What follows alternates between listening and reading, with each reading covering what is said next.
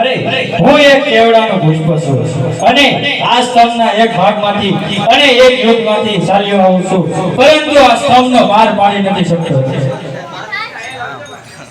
હા તો પુષ્પ, તારે એક કામ કરવાનું છે. જો હું કહીશ એ પ્રમાણે કરીશ તો તારે યોગ્ય બદલો મળવાનો છે. બોલ. અરે બ્રહ્મા, જો તમે કહો એમ કરવાનો યોગ્ય બદલો આપતા હોય તો તમે કહો તેમ કરવા હું તૈયાર છું. હા તો કેવડાના પુષ્પ, તું પણ સાંભળી લે.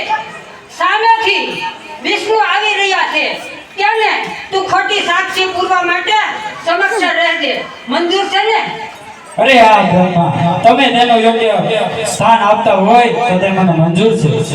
હા તો મને સ્થાન મળશે તે જગ્યાએ તને સ્થાન મળવાનું છે.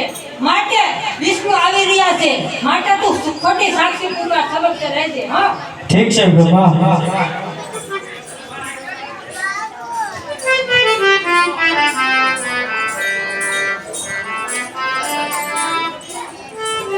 આ વિષ્ણુ, તમે આ થમના છેડાનો પાર પામીને આવ્યા કે નહીં?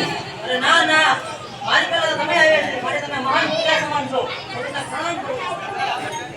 હા તો વિષ્ણુ, હું એક આ કેવડાના પુષ્પને સાથે લાવ્યો છું અને આ થમના છેડાનો પાર પામીને આવ્યો, માટે પૂછી દો આ કેવડાના પુષ્પને.